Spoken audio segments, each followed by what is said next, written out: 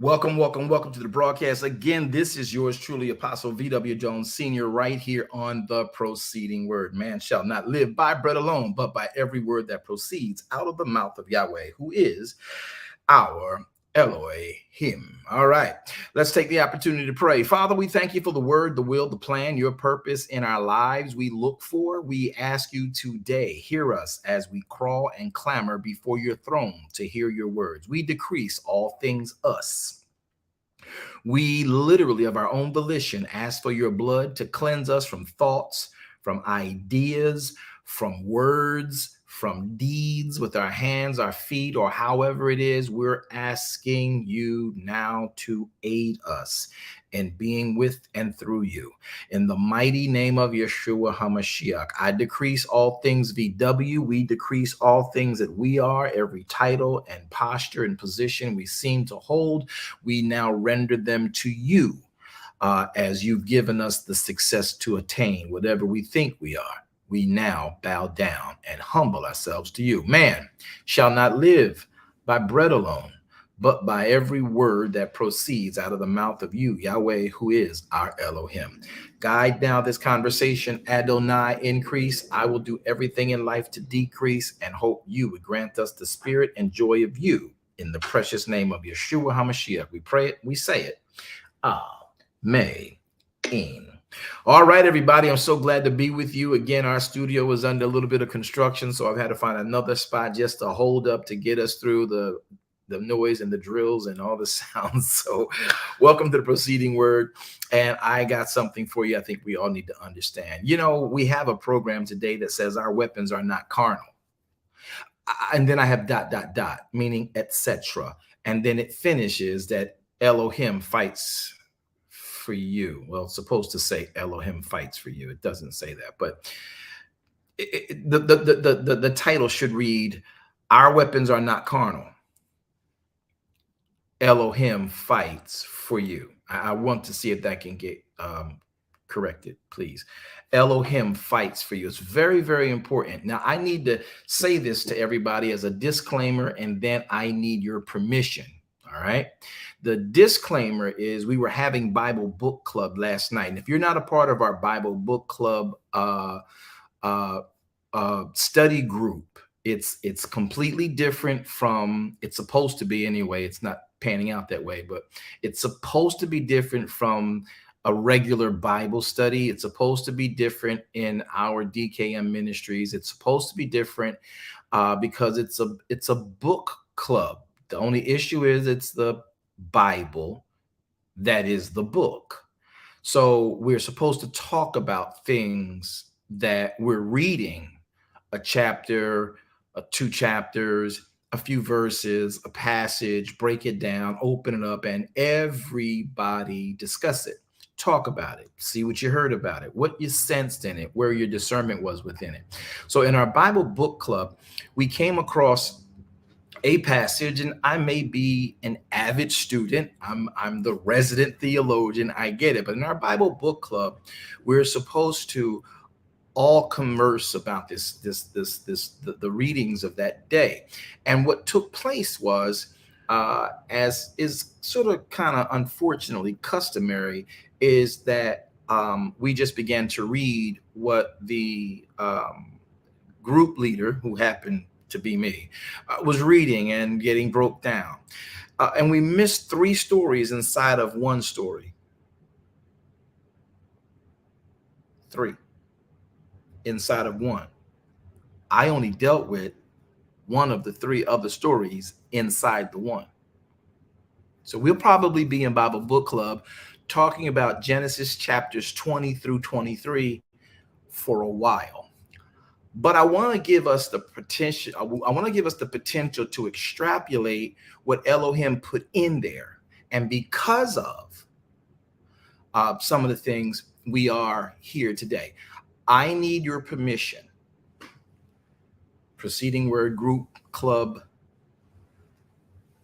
I need your permission to be transparent, which means I don't want to be your apostle today. I don't want to be your pastor or your pastor or your prophet or your evangelism man. I just want to be transparent. I want to be one like you who is literally trying to live by the proceeding word. I think if I'm allowed to be transparent, who I may be in mind to many could probably open the stage up for y'all to receive this, and we all absorb this the right way. So I need your permission. Clubhouse, on YouTube, Facebook, IG. May I be transparent this next hour? Go right ahead. Yes, Yes, sir. Yes, sir. Please be transparent. Yes, Okay. be transparent. All right. You know, it's only good. It's only good when you put it in writing. So for those of you on YouTube and Facebook, if it ain't in writing by y'all, no matter what they said on Clubhouse, because you make your mouth to say anything on Clubhouse. I've just learned it. It's a joke, Clubhouse. I'm playing with y'all. Okay.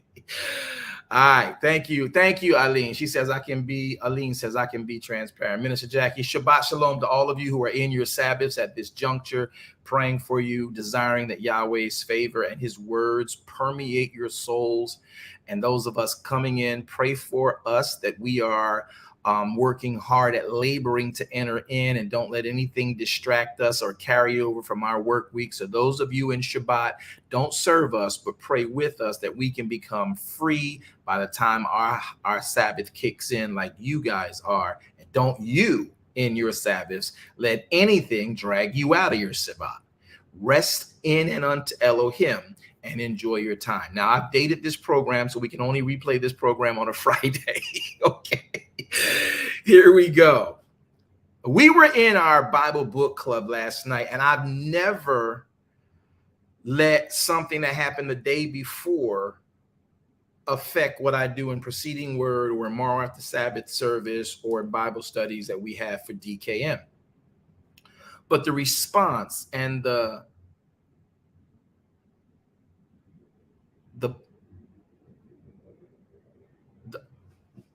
blank stare that was perceived, and this is not in any kind of a insult anywhere. It's just something that my level of discernment picks up when we're discussing something in the writ and we have preconceived ideas defaulting all over the room. And so I made this statement, I'll make it again. Though we may be searching for truth now, right?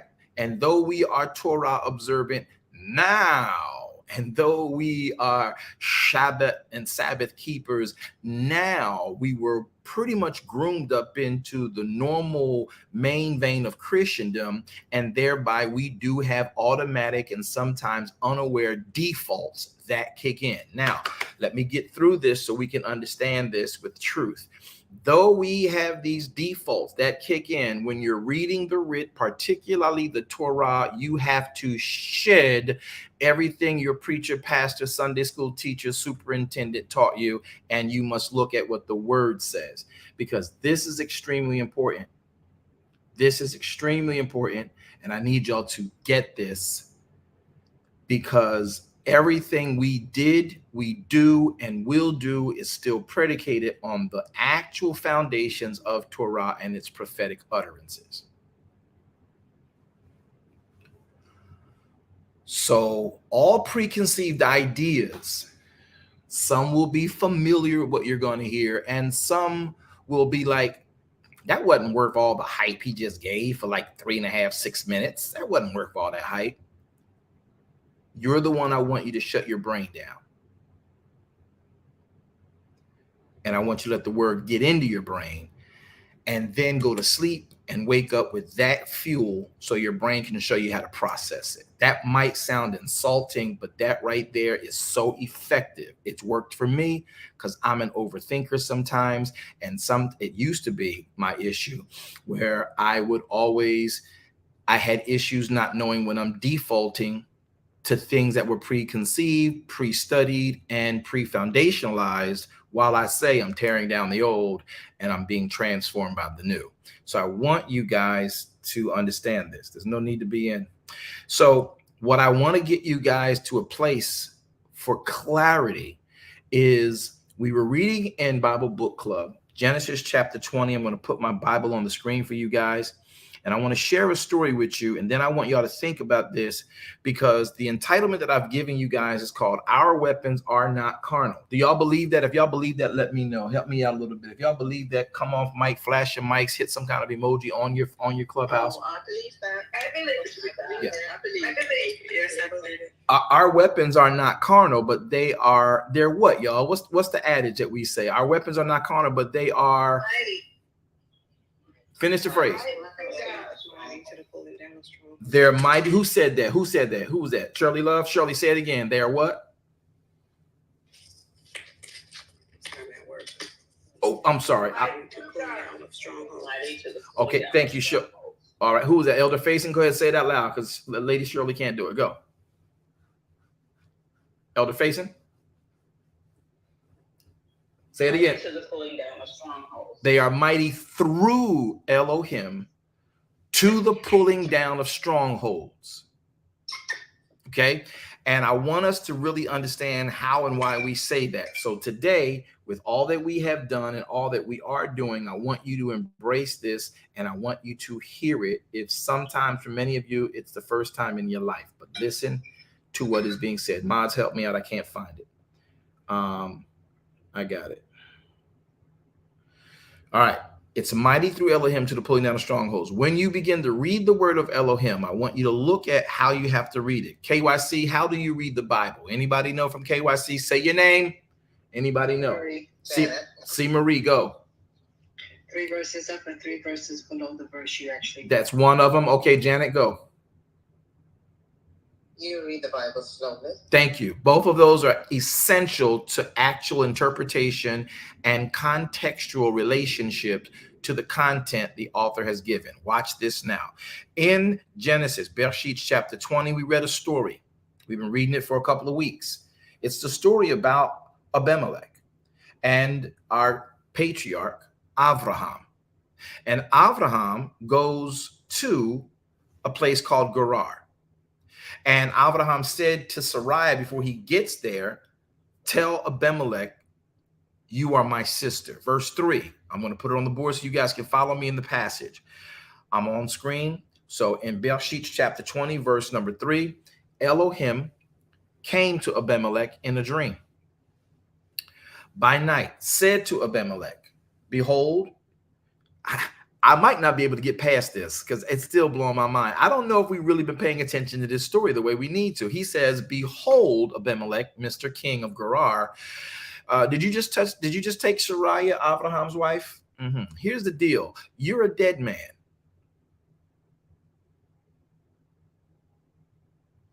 For the woman which you have taken, she is a man's wife. But Abimelech had not come near to her. He had not done what he would usually do when he takes a woman from another person and brings him into his harem. Verse 4 says, but Abimelech had not come to her. And Yahweh said, and he said, Adonai.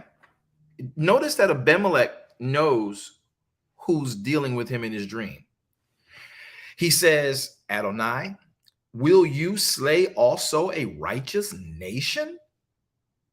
Did not Abraham say unto me that she is my sister? And she, even she herself, said, this man is my brother. So in the integrity of the way we live, and in the innocency of my hands, I've done this thing. I took this woman, I found a fly. She basically, can I be, y'all said I can be transparent. I need one more. Can I be transparent? Can I read it? Yes, sir. Can I teach the writ like I feel it today? Can I just teach it in the preceding word like I feel it so y'all can get it? Watch this. He says, verse 5, in the integrity of my heart and in the innocency of my hand, I've done this thing. Okay. And he says, verse 5, she says she's his sister. He said she's his sister. And he is my brother, and in the integrity of my heart and my innocency of my hand, I took Sarai. One, she's fine as all get out. She's sexy. And I'm the king. This my world over here in this parcel of the land, and he want to come through. Well, there's a cost for that. And this is what I do with all people who come through my territory. They either get with this or they get what comes with not obeying my instructions. And if I feel like, because I'm the king, I can have it, I'm going for it. Now, this is a king. This is not a spiritual leader. Do not confuse the two. Some might say it's not a spiritual leader. Say it, say it. It's a king. It's not a spiritual leader. Say it, say it, say it. So now we look here in this passage. Y'all not going to say it? I'm going to say it. It's a king, not a spiritual leader. My God. So he says, she fine as all get out. That's why I done that. And he said that was his sister. She said that was his brother. The way we do things on our particular, governance, this is good. This is Gucci. I'm taking it. Verse 6. Elohim said unto him in a dream, yeah, I know what you did. I know your governance. I get the integrity of your heart. Now, y'all got it twisted. Like, oh, he was integral. We got people defending this foolishness.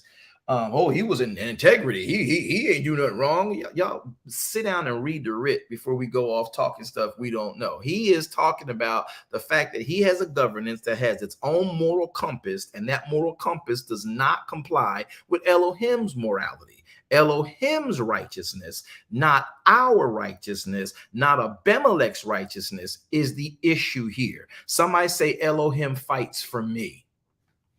Elohim fights for me. Now watch, before y'all realize why y'all saying it, some of y'all get it. Some might be like, why is he asking us to do all this? Please pay attention. He says, I know that you did this in the integrity of your heart. Now, does anybody know what Yahweh has to say about our heart? Deceitful and desperately. Okay, I heard C. Marine, then I heard somebody else. But C. Marie, since I heard your name, go. C. Marie. All right. Who was deceitful and desperately wicked? It's deceitful and desperately wicked. I think the other voice I heard said the same thing. So Yahweh knows our heart. Say it, y'all. Say, Yahweh knows my heart. Now, he's talking to Abimelech, another human, just like you and I.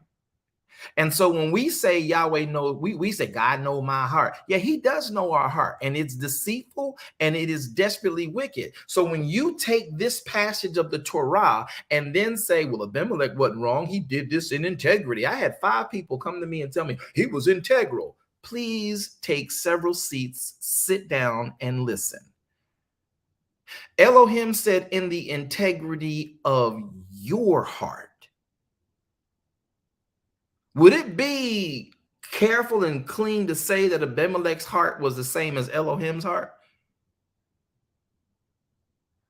Clearly not. No, sir. No. Clearly not. Not at all. So when I'm listening to the story and I'm listening to other things that are coming back to me, not on platform, but in my emails and texts, well, Abimelech shouldn't be blamed. He did nothing wrong. Why God killed him? He said, you did that in the integrity of your heart. Yahweh knows our heart. If Yahweh knows our heart, then clearly he knew Abimelech's heart. And that's why he says, verse 6, listen to how Yahweh says it. It's going to read different. It's going to read different. Man shall not live by bread alone, but by every word that proceeds out of the mouth of Yahweh. This is Yahweh speaking. Listen. And Elohim said, yeah, I hear you. I know you did it in the integrity of your heart. Desperately wicked. Who can know it? Above all, it's just evil. I also, look at what he says, to help you with your heart. He says, I, Elohim, also knowing the integrity of your heart, yeah, I withheld you from sinning against me.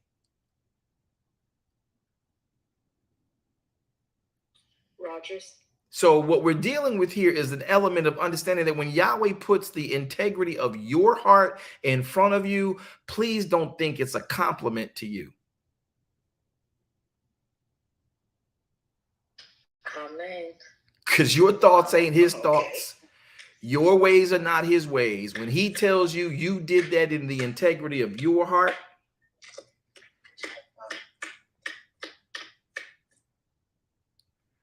when he tells you you did that in the integrity of your heart, he's telling you your heart don't match up to mine.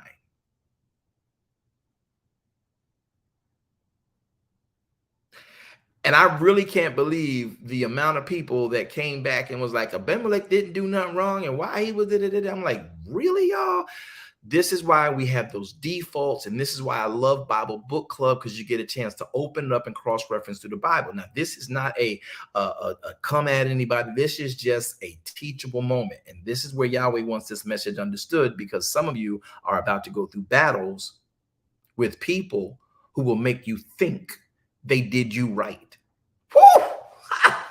Help me get this across. Oh, wow.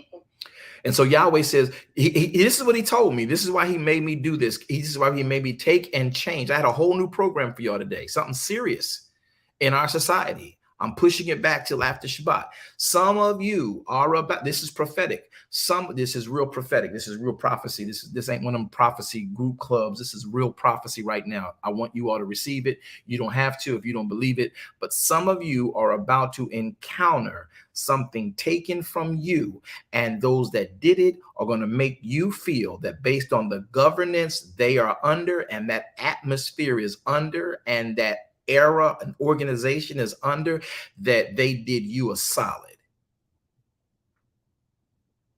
And you're going to need Yahweh to fight for you, but you're going to need to understand how to respond. And you're going to need to understand what the reward is going to be in the end. And you can't have your old normal church default kick in. Somebody say, Yahweh, I believe, help thou my unbelief. Yahweh, I believe,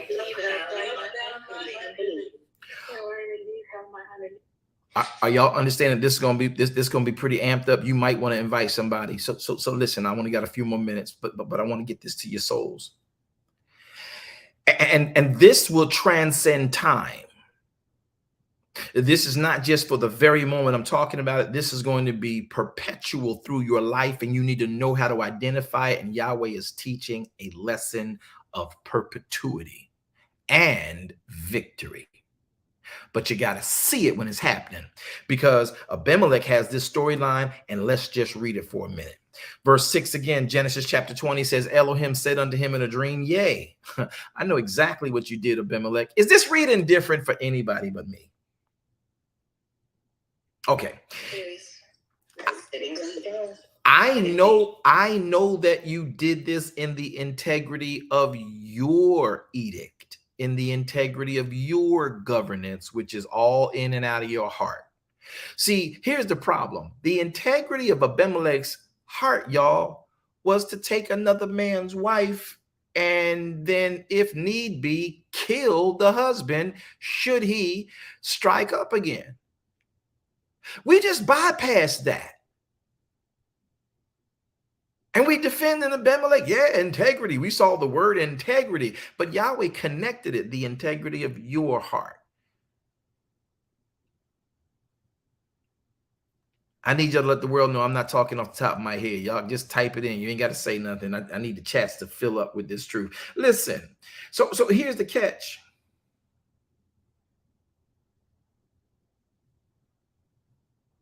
So when I'm looking at what he does here, he says, I know what you did. You did that in the integrity of your heart.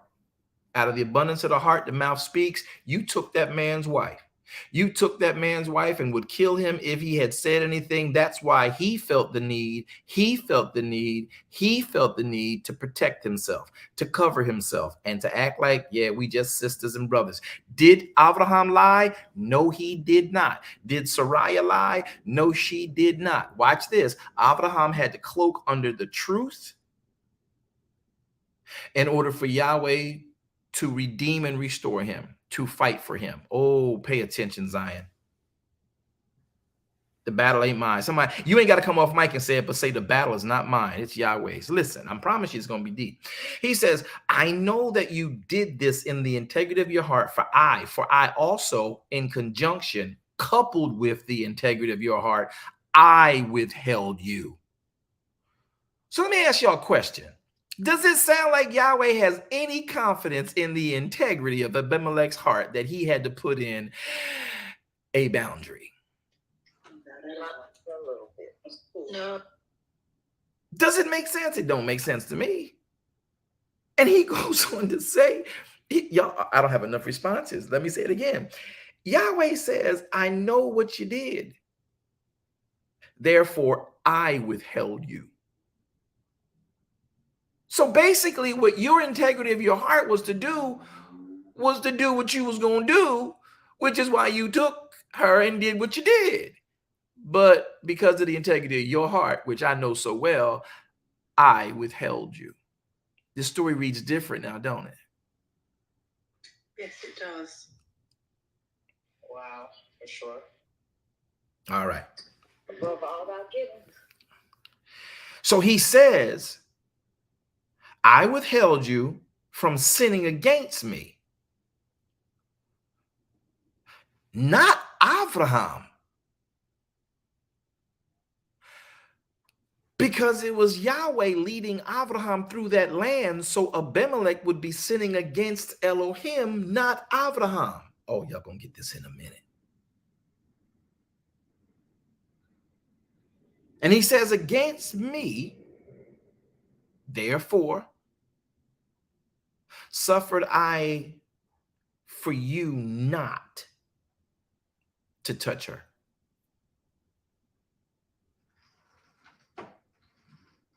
Do y'all get that? This is good. It is. And it's what it needs to be. I suffered you not to touch her. Does anybody get that? Watch this.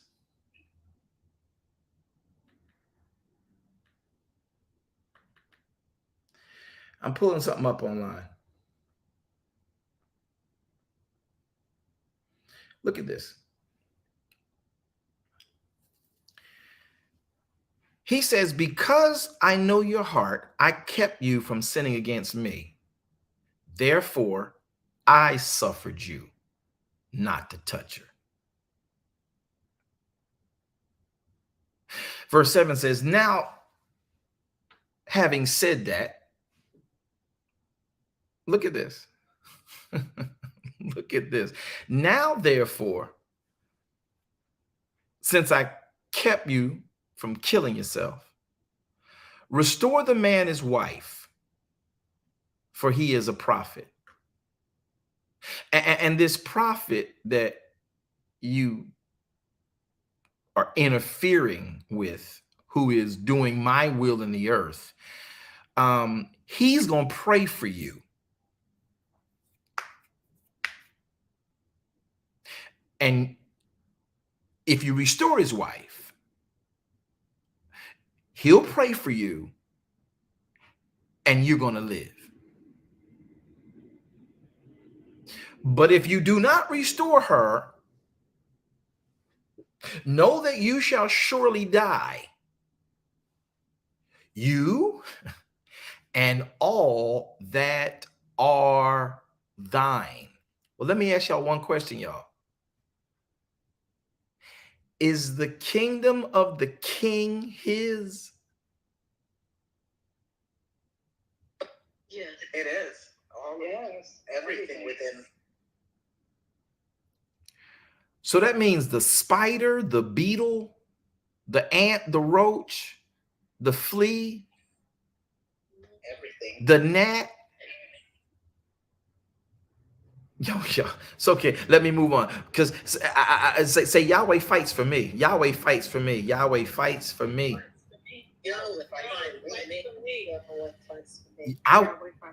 I'm almost tempted to throw this phrase out here. Let me see if y'all can take this phrase that I put out here. It's a play on words. Let me see if y'all get this play on words. Y'all ready? Elohim fights for me, and he Y'all gonna not like me if I say this. Can I say? Y'all say I can be transparent. Okay, cool. Here's how my brain thinks sometimes. Yahweh fights for me, and he fights dirty.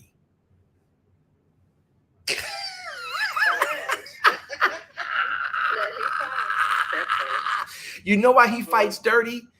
Because even the weapons we use come out of the dirt. Even the victory we get comes out of the dirt. Y'all gonna get this in a minute. And so I'm gonna leave it alone. I'll come back to that another day. They're not ready. It's the Sabbath. We trying to chill out, and I'm trying to take him deeper. Listen. So he says to Abimelech, restore the man's wife. He's a prophet. The man will pray for you, and you're going to live. If you do not restore her, know that you shall surely die, you and all that are yours. Therefore, Abimelech rose up early in the morning. He called all of his kingdom, all of his servants in the kingdom. He told all these things in their ears, and the men were sore afraid. Abimelech then called Abraham and said unto him, man, what you do to me? Why you gonna narc on me? What you do to me? What have you done unto us? Listen to Abimelech's reasoning. I told y'all prophetically, this is prophetic. I wish y'all would get this. Please don't tune off. Prophecy is about what's to come. Torah is a book of prophecy. It's a book of instructions. And when you read it, it's giving you instructions about things that are going to happen to and near you not long from now. The instructions are there to help you understand how to buckle down and come through it. You got to endure it. It ain't going to be you just being strong against it. You have to be wise, and Yahweh is going to show you. You're going to run into scenarios just like Abraham did. But if you do it right, you pay attention to the instructions, you understand the prophecy coming forward right now in this moment, you will be able to come out just like Abraham came out. You don't know what that looks like? Okay, I'm going to show you in just a few moments.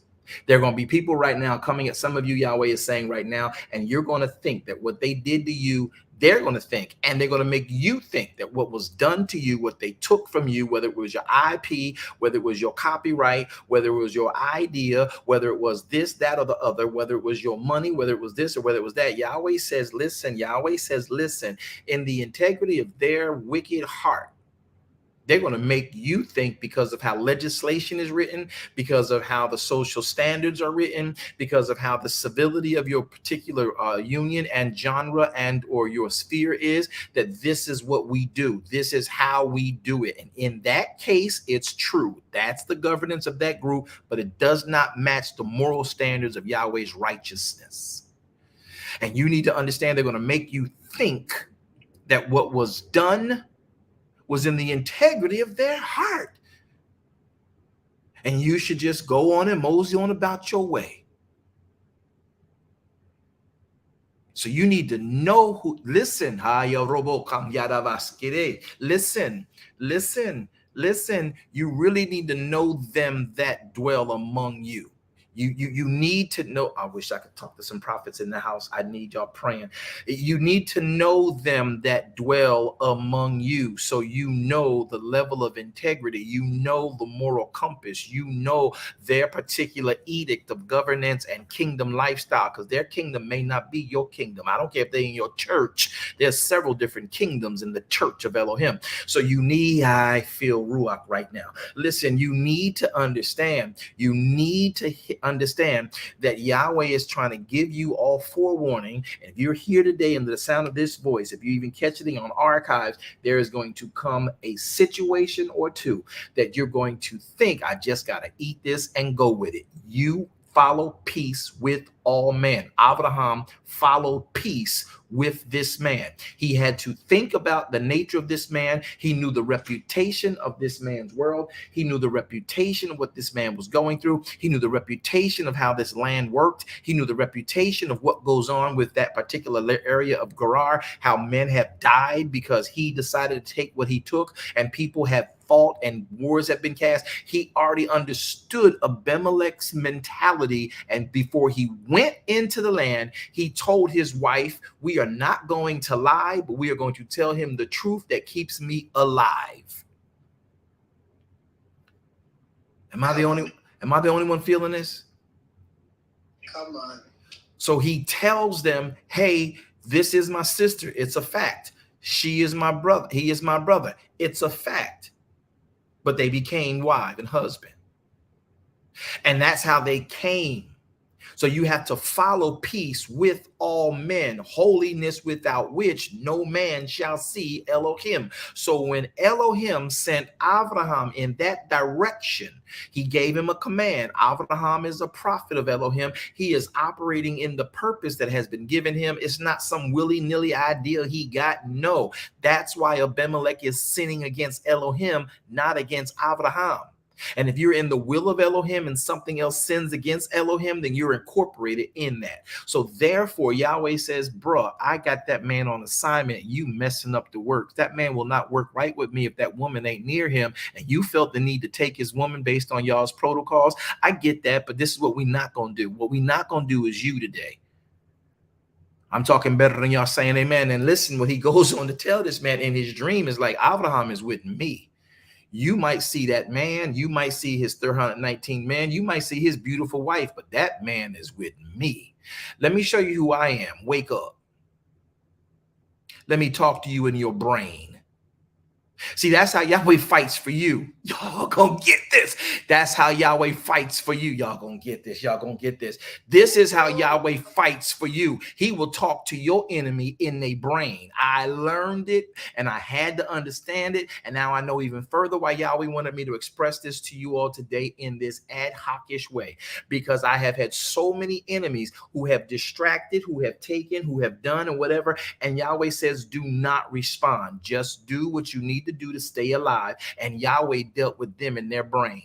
Some of them lost their mind. Some of them lost their life. But Yahweh fights for you and you don't even have to touch them. Do you realize what Yahweh brought to Abimelech's desk in that next day when he took Avram's wife? Yahweh came and says, yo, my representative seems to be apprehended and detained by you.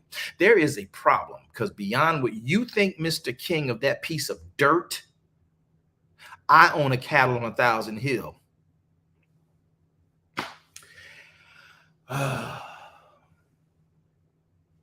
Everything belongs to me. That's my dirt. I'm letting you rest on. That man is walking over that dirt because I need him to get to another piece of dirt and you holding him up. And if you got his wife, he ain't going to be no good to me. Anybody want Elohim to fight for you? I want him to fight for me. I want him to fight for me. I want him to fight for me. And he says, he goes to this man.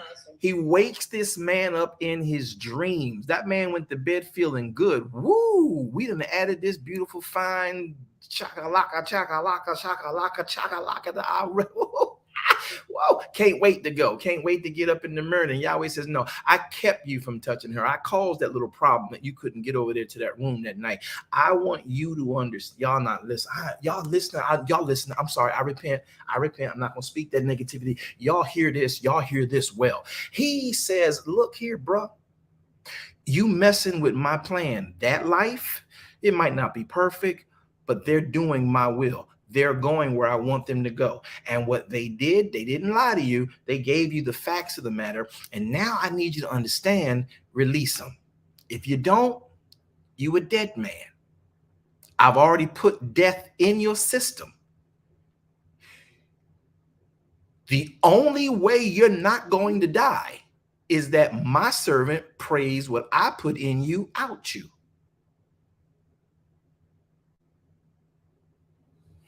Sir. Powerful. What? That part. I'm going to read the text again. Verse 9. Abimelech called Abraham and said unto him, what is it that you have done unto me that you have offended us? Let's go back to verse number 8. Pay attention.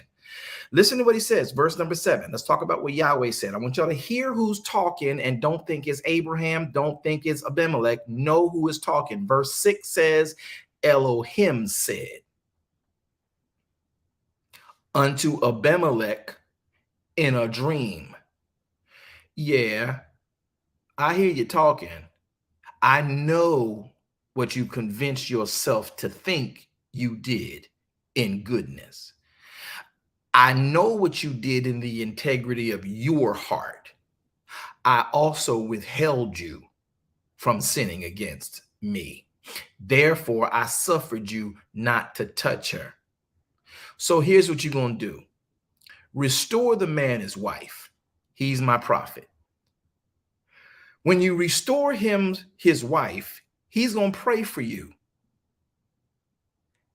And you're going to live. Because right now you're dead. Oh, y'all don't believe me? Okay. Let me go back to verse number 5. Go back to number 3. If y'all don't believe he's dead, just listen to what y'all. Verse number 3. Everybody go to verse 3. Watch it on the screen. Watch it on the screen. Somebody just tell me I'm getting it. I'm getting it. I'm learning. You know what? Don't do it yet. I'm learning. Look at verse 3. And I just need just 15 people to read the first 2 words. When I count to 3, you read the first 2 words of verse 3. I'm gonna count to 3. You read the first 2 words of verse 3. Ready? 1, 2, 3. But Elohim. Okay, so Elohim came to Abimelech in a dream at night and said, okay, I want to make this clear because we just bypassed these storylines. Elohim speaks to you in dreams. I need y'all to realize that every dream you ever have is Elohim.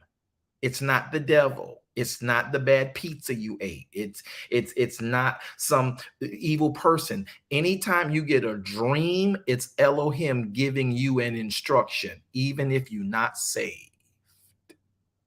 He's trying to save you. So you need to get your dreams interpreted. I'm going to leave the dream piece alone. Let's talk about who said what. Verse 3, Genesis 20:3. For Elohim came to Abimelech in a dream. This ain't a daydream, y'all. This a night dream. See, a daydream is when you take a little quick power nap. You might even give a little, sort of kind of like a little vision. No, baby, this is when your body and your flesh is completely at rest, and Yahweh comes to you to say, all right, now that your flesh is asleep, I got your body doing what it does to heal you. Let me talk to your brain. Yahweh talks to us best when we read his word before we go to sleep. And then when we enter into REM state, he visits. And if there's an instruction to give you, he communicates it. But some of us wake up with these, oh, God gave me a dream and I know what it means. No, you don't. You need those dreams interpreted. That's another conversation for another day. So he goes on to say, but Elohim came to Abimelech in a dream at night, meaning that Abimelech had went into the REM state of sleep. That's that sleep where everything shut down. That random eye movement state of sleep. He says unto him, behold, I'm going to say it again. Verse 3, Elohim came to Abimelech and said, behold, can anybody finish that for me so y'all know I'm not lying? Behold, 1, 2, 3. Thou art a dead man. Does it hit different? Yes. Does it hit different? Please, y'all talk to me. Does it hit different? Yes, it does. Yes, it does. He said, I don't know about you, but Abimelech went to bed king of his nation. And while he was dreaming, he was dying. A dream had to wake him up and tell him, you've been officially infected with death. I'm sorry. I got to keep the storyline straight. We got to get out of here. He says, behold, you are but a dead man. For the woman you have taken, she's another man's wife. Let's skip down now to verse number 7. Now, therefore, restore that man's wife, for he is my prophet, and he will pray for you. And that's how you'll live. Because you're already dead. By the time you wake up in the morning, if you go touch her, it's going to kick in. Everything you have is going to die. However, if you restore this wife to this man, when he prays for you because you restored his wife, you're going to live. Does that sound like Abraham releases on him what Yahweh has spoken? Yes, it does. Does this add a new dimension and level to what we've been trying to tell y'all for the longest time? We live in a voice activated kingdom. You know what? Y'all gonna make me do it. Yes, Y'all gonna make me do absolutely. it. Y'all gonna make me do it. Whoa! Whoa! Whoa! All right, listen, I got to get through this because y'all, I think I might be irritating somebody. But look at what he says here in verse number 7. Restore that man's wife.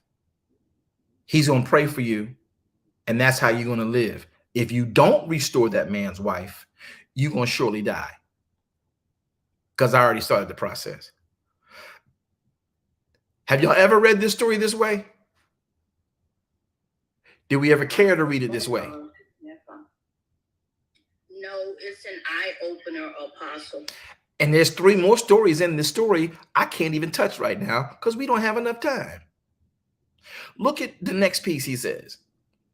Know not that you shall surely die, and all that are yours. Verse 8, I got to keep moving. Therefore Abimelech rose up early in the morning, and he called all the people that mattered to him. He told them what he heard in their ears. And the men were sore afraid because Abimelech wasn't no chump. Abimelech, he didn't take threats kindly. But this one, he got from the Creator, and he woke him up and nobody knew the conversation was going on but him in his REM state with the Creator of his being. So do you think that Abimelech came out that dream very convincing to his staff, to his military leaders, to his governmental leaders? These people are petrified. He said the men were sore afraid. Abimelech then called Abraham, verse 9. What have you done unto us, man? And what have I offended you with that you brought on me this great sin against my kingdom? So y'all get why Abimelech thinks his morality matched the morality of Elohim's. And he's like, man, you know how we do. This is what we get down. He says, what have we done that you did to bring this great sin against us and have done this deed unto me? Did Abraham do anything to that man, y'all? Think. Not at all. not at all. But you see how people can be convinced in their own lie that their element of thinking is the right thing to do? Oh, wow. That's why you got to be careful. People will make their mouth say whatever they want to say. And if they say it enough, they start to believe it themselves. As long as it gets them what they want in that moment, their fleshly desires, they will convince themselves that what they did was cool. It was Gucci. And you need to believe it too. Some of y'all about to come up against that. This is prophetic.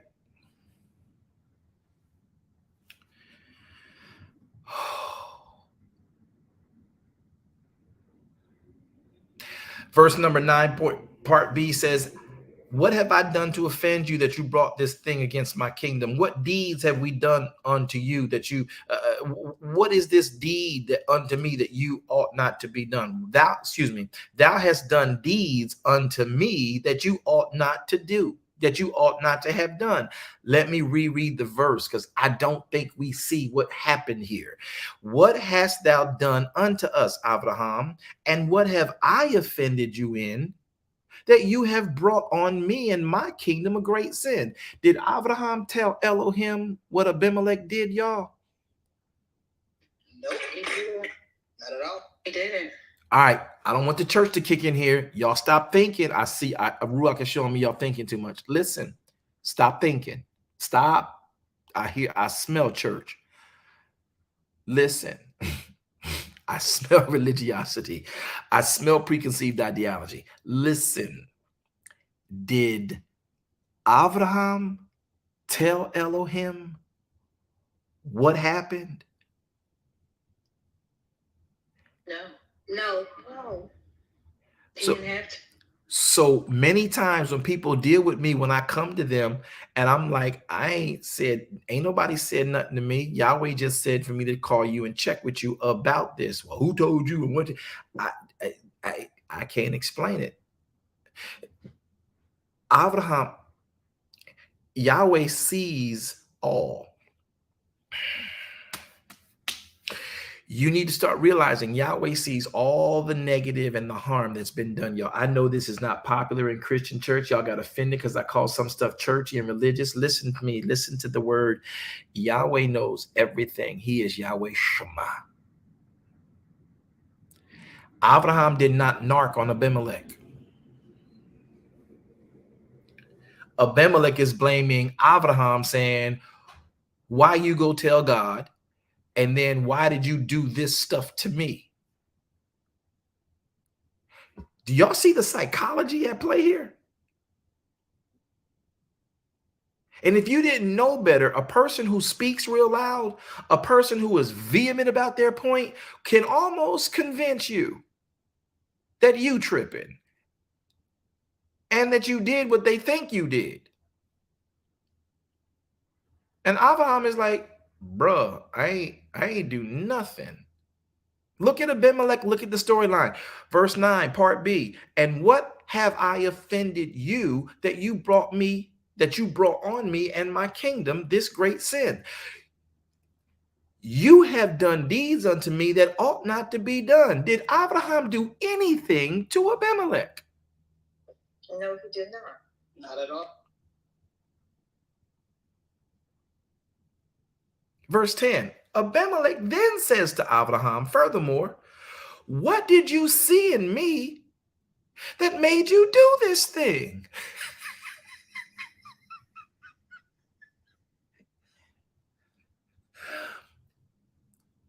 Abraham is like, you might not know it, but I've been through here before. I've seen and I've heard tell of what you do with beautiful women when the time comes and you find them necessarily yours. You just take it. And in your kingdom, in your borders, they could lose their life if they don't get out. He says, now watch, look at Abraham following peace with all men. Look at Abraham following peace with all men. I want y'all, yes, Ruach. I want everybody, you ain't got to type it. You ain't got to come off mic, but I want you to say it. And if you can say it, if you can type it, do it, but you don't have to. I want you to say this to yourself. Help me follow peace with all men. Yahweh. Help me follow peace with all men. Yahweh. Help me follow all men. Look at the Torah, look at the instructions. Your guys, what Yahweh did for them, he will do for you. Watch. He says, verse 11, Abraham said, well, Abimelech, because I thought, he's following peace right now. He knew. Abraham knew what Abimelech was about. He says, because I thought, surely the fear of God is not in this place. Abraham wasn't just thinking, he knew what he knew, which is why he did what he did. And they will slay me for my wife's sake. You think he just made that up out of his head? Any other kingdom that Abraham slipped through, drove through, walked through, he's with the Hittites and Jebusites down the street. Did he have to tell them that he was his sister? No. So there's a known fact here. He says, surely I thought, Elohim, he ain't in this place based on what I've been hearing. And I figured you would kill me for my wife's sake. And yet, Abimelech, just so you know, she is my sister, bro. Because these are two kings talking, y'all. Abraham is a king and Abimelech is a king. And he says, indeed, she is my sister. She is my daughter. She is the daughter of my dad, of my father. But she's not the daughter of my mom's. And in this transition, when my dad was told to leave, listen, y'all, when my dad was told to leave Chaldea, well, she became my wife. And it came to pass when Elohim caused me to wander from my father's house, that I said unto her, This is the kindness which you shall show unto me at every place whether we shall come. Say of me, he is my brother. And Abimelech then took sheep. Abimelech then took oxen. Abimelech then gave men servants and women servants and gave them unto Abraham. And he restored Sarai, his wife. Abimelech wanted to make sure that Elohim knew what he had done. He starts talking to Sarai. Let me get to verse 15. Abimelech then says, listen, Abraham, you know, your boss came and talked to me. In front of you is all the land that is mine. I want you to dwell wherever it pleases you. Okay, sir? Here's some ox. Here's some sheep. Here's some servants to go with you. Here's some women servants to help you guys out along your way. And he gave them unto Abraham. He then gave, and here's your wife, brother. Here's your partner. Here's what matters to you the most, apparently under Elohim. Verse 15 says, and Abimelech says, behold, my land is in front of you. Go, man, however long you need to, wherever you want to, you just go and you wherever you please. Verse 16, look at verse 16, y'all. And then Abimelech turned to Sarai and said, behold, I just gave your brother 1,000 pieces of silver. That part didn't get mentioned in the oxen, in the sheep. Somebody say, Yahweh, fight for me. Somebody say, Yahweh, fight for me. Yahweh, fight for me. Yahweh, fight for me. He says, behold, I've given your brother along with the sheep and the ox and the servants, and told him he can sleep and chill wherever he want to, as long as he want to. I also gave him 1,000 pieces of silver. Behold, he is to you a covering of eyes unto all that are with you and with all other. Thus she was reproved. Abraham then, will y'all look at this? Abraham then prayed unto Elohim to say, Father, my wife has been restored.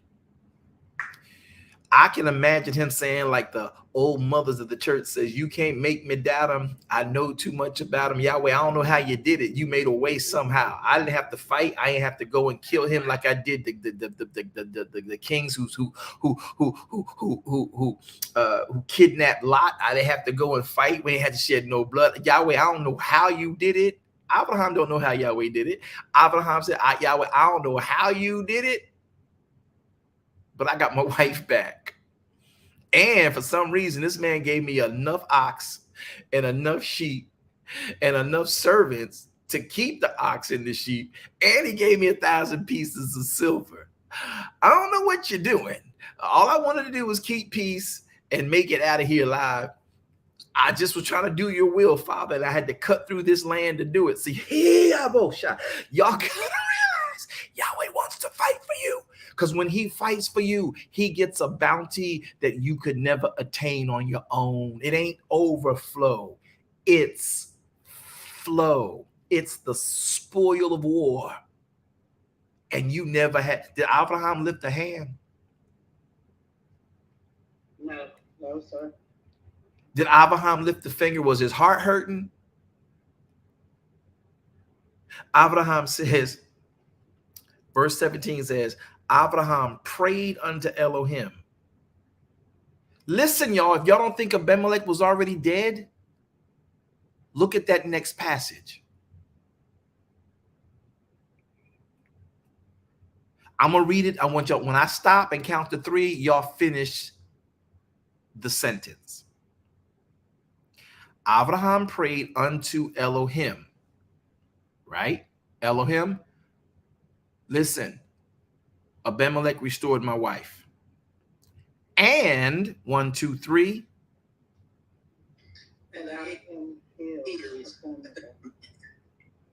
So for everybody who thought Abimelech had not been infected with something that was going to kill him by Yahweh in that dream, you got to qualify that first.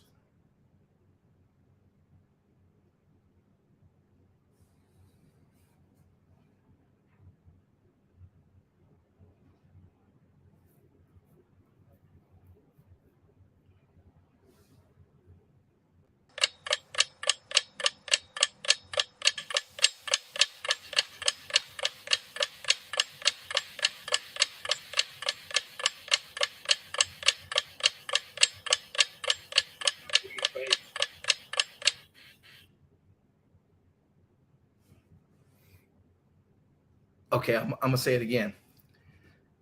For everybody who contends, and it's been done every time we teach this, that Yahweh had not already infected Abimelech with something, why then would Elohim have to heal Abimelech?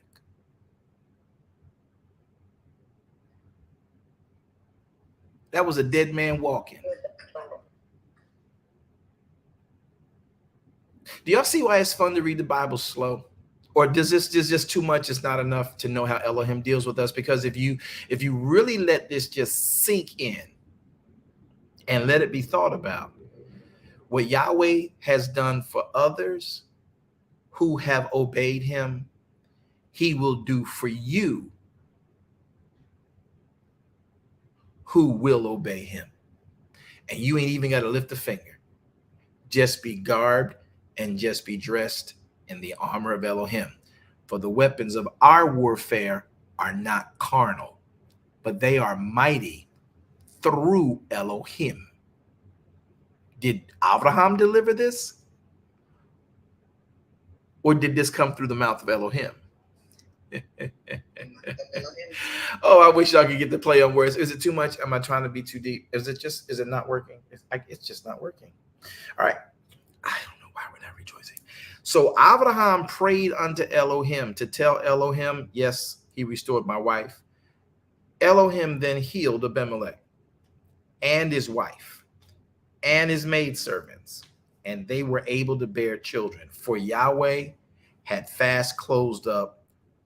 Listen, look at what he did, y'all, while they were sleeping. Listen, don't mess with Elohim's prophets. That part. Do y'all realize that these women, men, military might, they were all sleeping, and they didn't even know they was infected with death? No, not AIDS. No, not COVID. And no, not Ebola. But they were asleep when Elohim swept through here. He told Abimelech, everything connected to you is dead, unless Abraham prays for you. And the predicator for that is you restore his wife, because you're hindering them from the will that I have given him to do.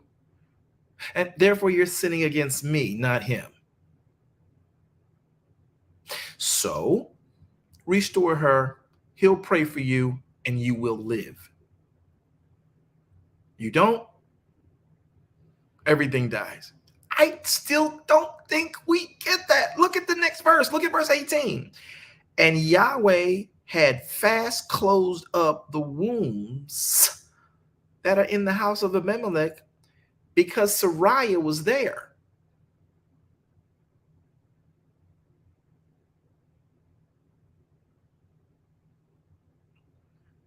Okay, I want to thank y'all for your time. And I hope that it's been of benefit to you guys.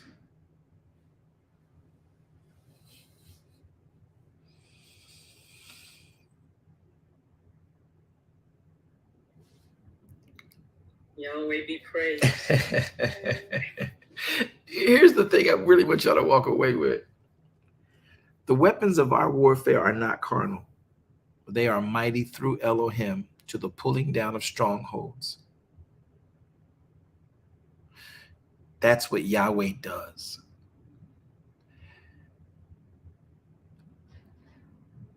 When you follow his instructions and you follow peace with all men, you don't buck up against man. If they feel the need to do what they think they got right to do, Elohim fights for you.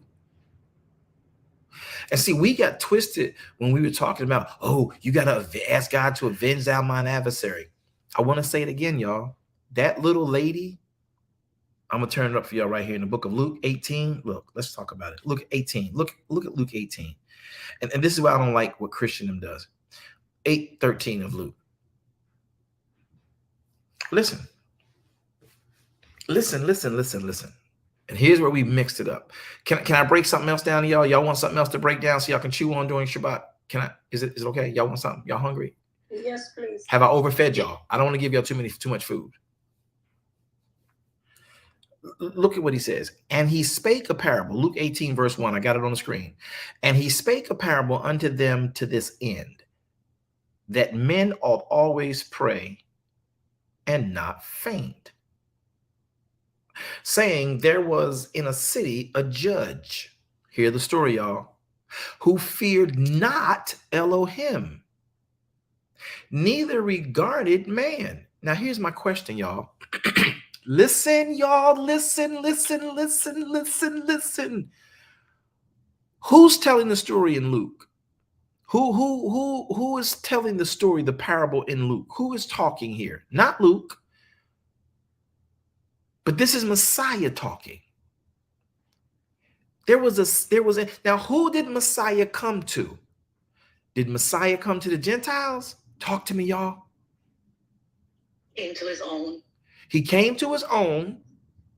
So if he's talking about a city, and if he's talking about a judge, he's talking about supposedly Torah observant, Jerusalem, Israel, Judea, indigenous people, right? Look, Right. there was in a city a judge. Look at the indictment. That feared not Elohim.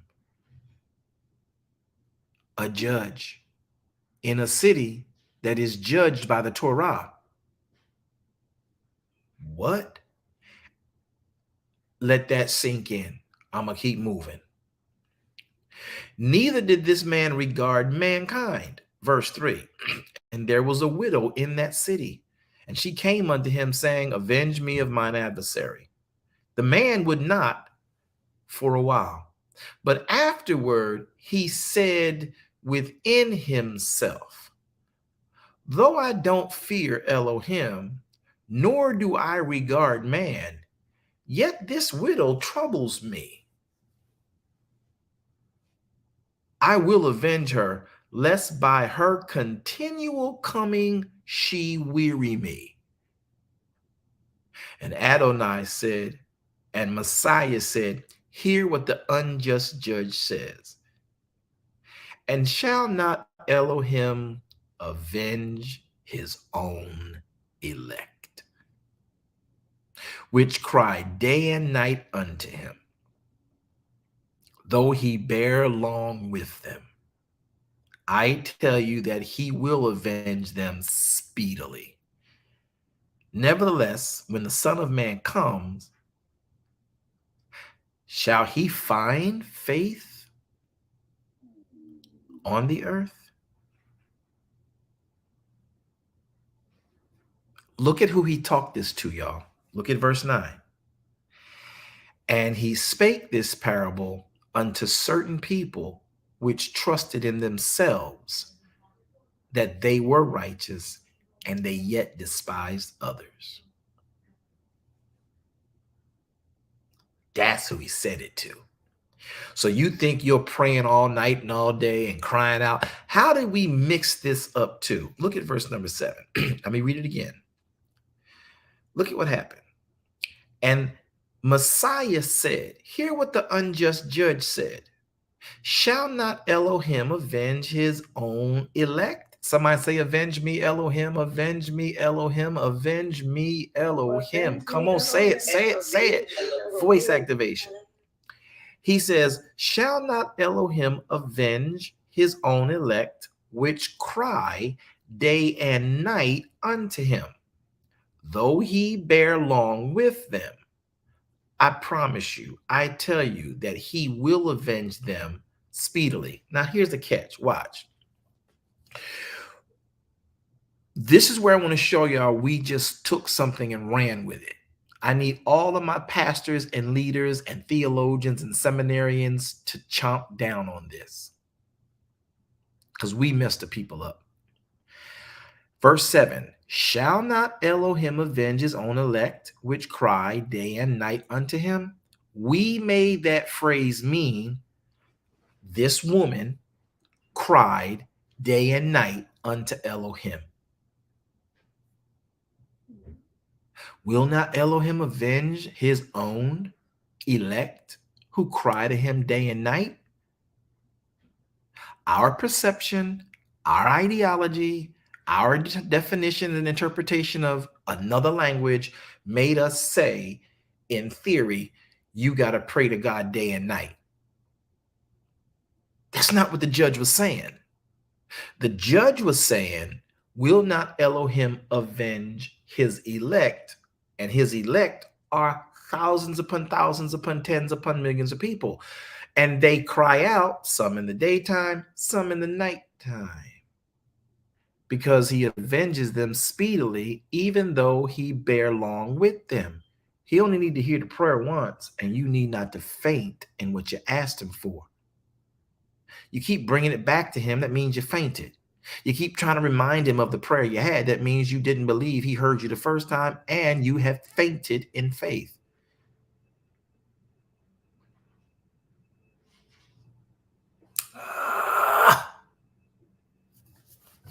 That's good. I can't tell. So listen. He says, hear what the unjust. This is a judge in Israel, y'all, who doesn't even fear Elohim. What in the world is going on here? We never paid attention to this. We thought this is happening in Israel. Messiah is not talking about the Gentiles. Messiah is not talking about any other place than where he is in Jerusalem. Unjust, who don't even fear Elohim. Could it be a Roman judge? It could be, but Messiah didn't come to talk about Romans. He came to talk about his own.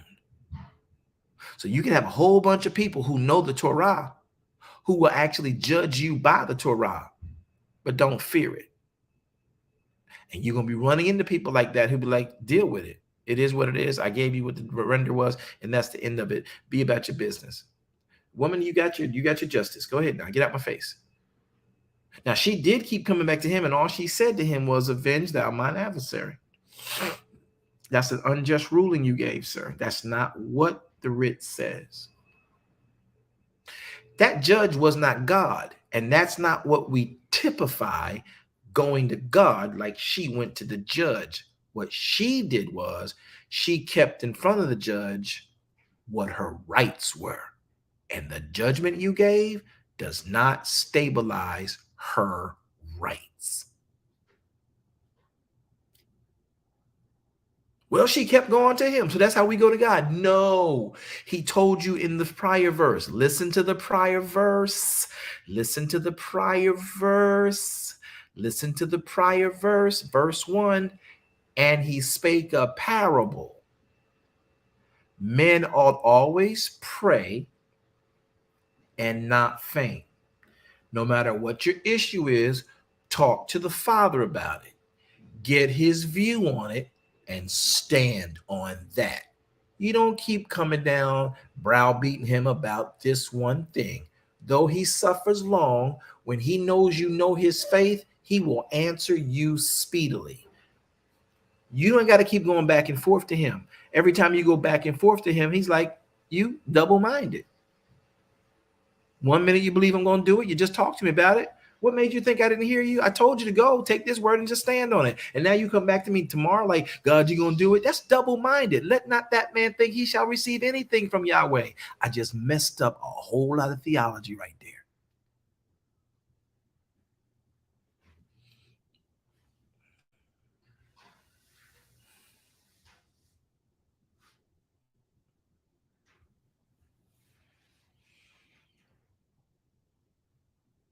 Y'all okay? Because I'm trying not to say everything he won't. I'm trying to keep it. I just know.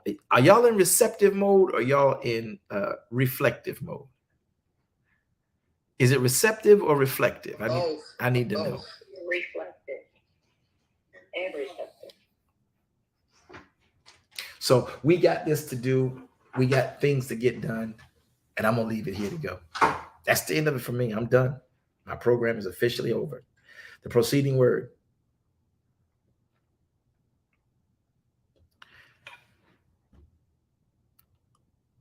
Our weapons are faith.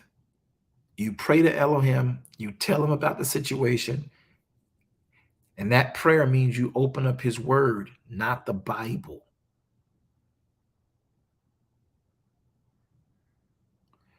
You open the word, not the Bible. Now, the issue is the word is in the Bible. But the word in the Bible are in the first 5 books. What he's done for them, he'll do also for you who follow these instructions.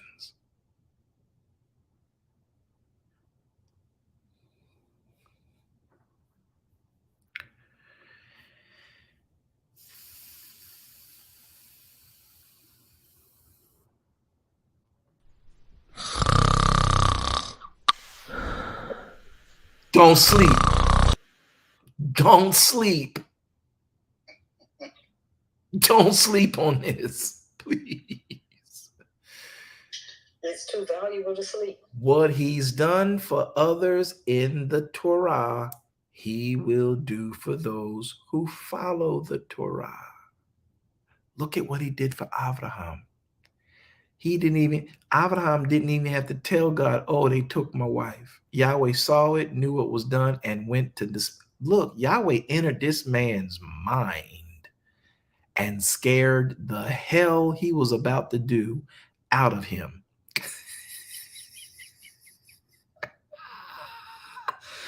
Somebody say, don't sleep. Don't sleep. Yahweh will fight for you. Our weapons are not carnal. Yahweh will fight for you. And look at how he fought for Abraham. Abraham walked out of there after Yahweh fought for him with a wealth of ox, a wealth of sheep. You know it had to be a lot because he had to have men servants and maid servants to help him maintenance them. And then he gave him 1,000 pieces of silver. If anybody has a Dake Bible out there, and if you are near it right now, I want you to go to that passage where the 1,000, what was that in Genesis? Where were we at? Genesis, Bereshit chapter 20, where he told Sariah, he gave him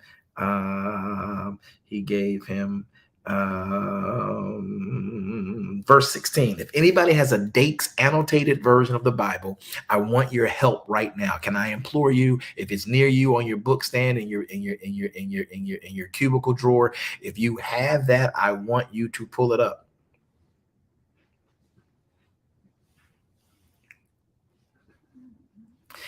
In there, I want you to look at the footnote that talks about the 1,000 pieces of silver. Dakes does a really good job in his footnote of breaking down the cost of 1,000 pieces of silver from that day to a general time of today. He does the conversion for us. Does anybody have a Dakes? I don't have one where I'm at right now. What chapter again, Apostle? Dear heart, we're in chapter 20, same chapter we've been in. Chapter 20, verse 16. You have a Dakes? Daphne, you have a Dakes? Yes, sir. All right. I'm trying to figure out how to read it. You know what? If you got to figure it out, you ain't ready for that yet. That Dakes though will waste a lot of air. But Dakes does this. There should be a conversion chart on the side or in the footnotes or in the middle aisle of the Dake annotated Bible that will give you 1,000. It should say 1,000 pieces of silver. It should be down around verse 16. It should say in one of the footnotes, either the bottom or the sides or the margins or in the center, it will say 1,000 pieces of silver. And then it'll tell you what that equates to. When Dakes wrote that book, it was in 1967. So it don't mind as long as I just need to know how much 1,000 pieces of silver was. Do y'all realize that this man was given enough to start?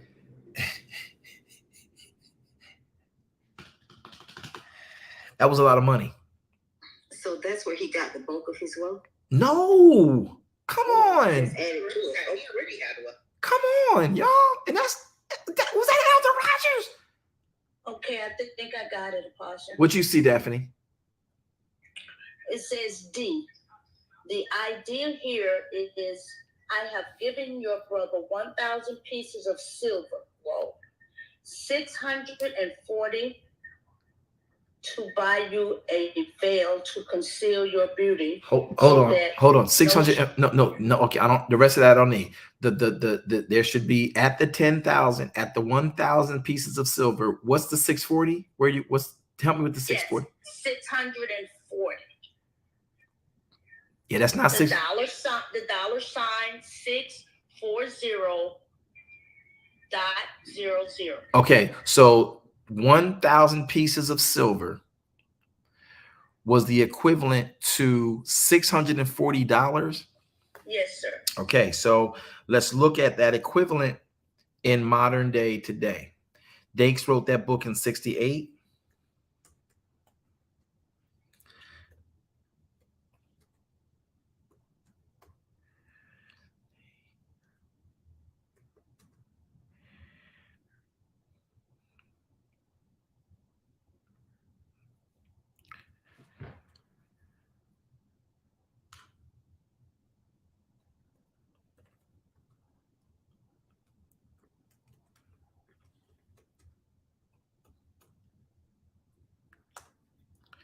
Let me see if I can't pull it up. Here it is. Here's a conversion. Okay. Considering inflation,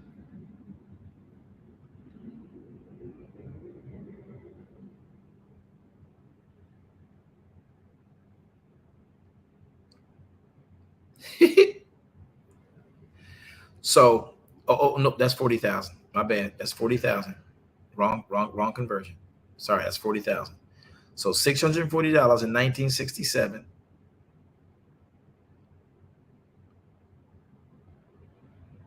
is now worth in 2023. And this is with the inflation rate at 3.09 compared to last year, which was 6.45. The point is that $640 then would be the value of $5,687 today.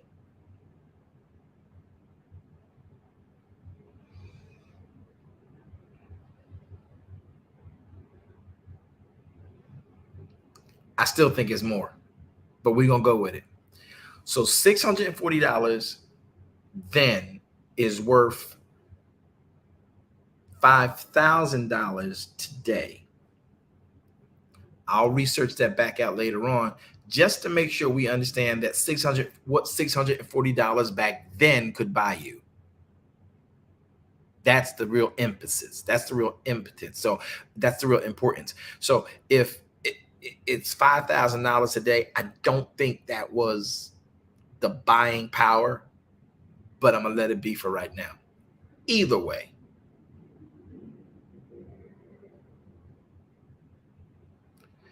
He gave him oxen, he gave him sheep, he gave him men servant, maid servants.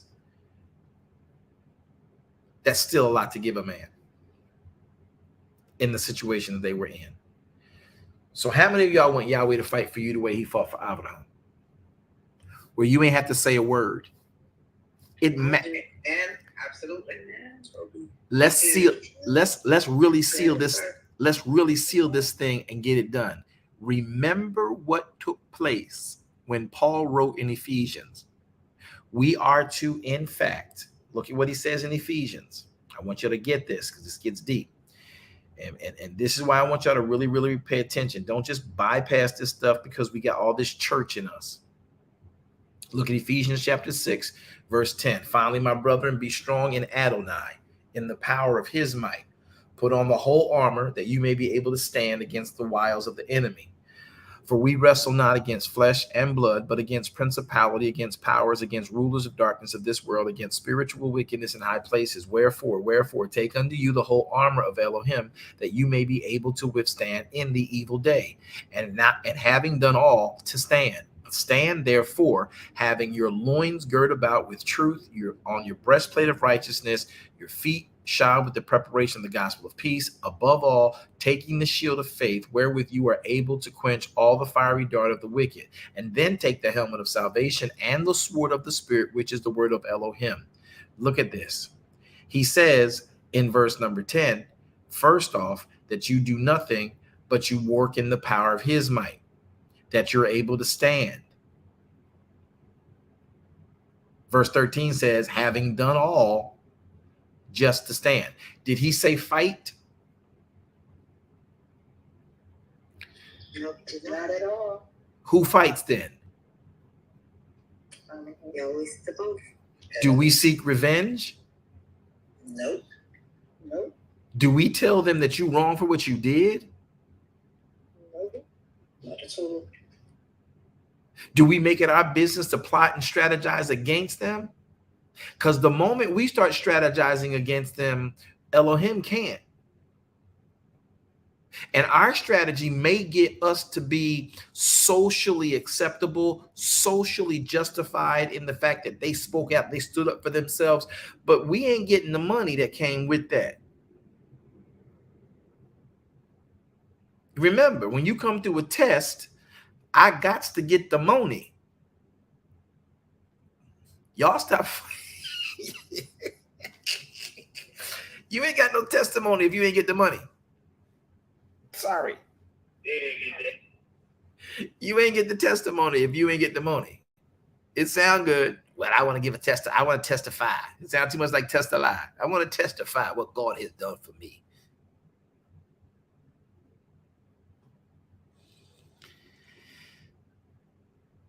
All right, I think I got cut off on Clubhouse. Did y'all hear me? We lost you for a second. All right, what'd you hear last? No, you don't get the money, you have no test. If you don't know, you got the test, but to have a testimony, once the test over, you got to get the money. Pass the test, then I get the money. Abraham passed the test of following peace with all men, keeping him and his soldiers and his people alive, finding a way somehow to get his wife back, and then he got the money. Elohim will fight. Somebody say Elohim will fight for me.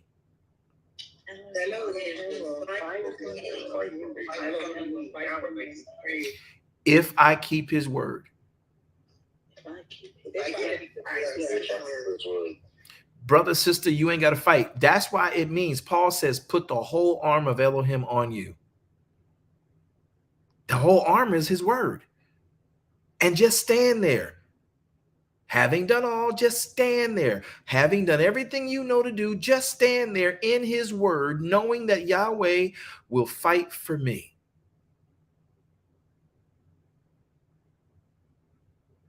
And then that same marauder, that same king and leader in that region will come back to you and say, here's some oxen, here's some sheep, here's some men servant and some man servants, and here's $6 grand, here's $5 grand for you. Sorry about the mix up. We had a mistake of identity. I had an epiphany, something came to me and told me you a good man, you a good woman, and I probably should not have done that to you, right? But if you done went out and you done went on social media and you done blasted them and you done put them all out in the newsreel and everything, and you got articles and op-eds written about them, and Yahweh ain't in that, because all he told you to do was have my word about what happened to you in your head, dress in it, and know that I defend mine. I hope that today we've learned something valuable. Wow. My name is Apostle V.W. Jones. This is the proceeding word. Man shall not live by bread alone, but by every word that proceeds out of the mouth of Yahweh or Elohim. I want to thank y'all for letting me talk with y'all today. I hope that this has been of edification to you. And remember that we are already approaching into our Shabbat. So make it your business to labor to enter in. If you're already in your Shabbat, Yahweh be with you. Shabbat shalom.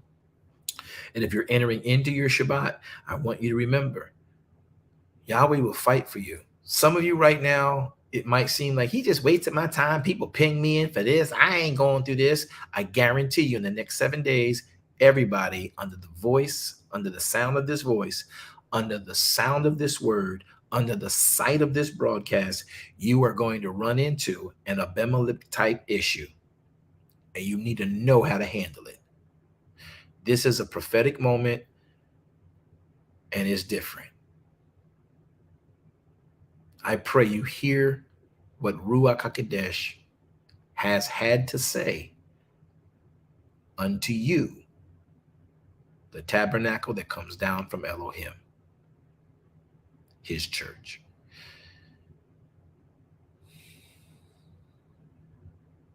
I love you enough to go through all of this internal drama, and I wish I could tell you what goes on inside when I'm delivering these things. But may you be blessed by it. Father, thank you for the opportunity to share your word. I pray that I've done what you've required of me. I do believe and pray that your people will hear what your word has been. I pray you now that no enemy of faith comes and steals it away. I pray that this is not dropped on fallow ground. It's not dropped on rocky and stony ground. I pray that this is dropped in good depth of ground, that, Father, the moisture in their souls from them keeping your commandments, that, Father, this seed will fall into their ground, take root, and spring forth fruit that is under your praise, glory, and their sustenance, spiritually, financially, and physically. This is my earnest prayer. Man shall not live by bread alone, Yahweh, but by every word that proceeds out of the mouth of you. And the programming you gave us of Abraham and how you operate on his behalf, thank you for pulling back the layers and showing us just how you operate. Now we can be calm and be anxious for nothing. We can endure hardship like a good soldier. We can dress like we are in the army of you. This is our earnest prayer in the mighty name of Yeshua HaMashiach. We all say, and we all pray, Amen. Well, Zion, it's been a joy being with you. Hope that you'll come back and view with us again another time, that we have been in the place of Elohim for a good reason.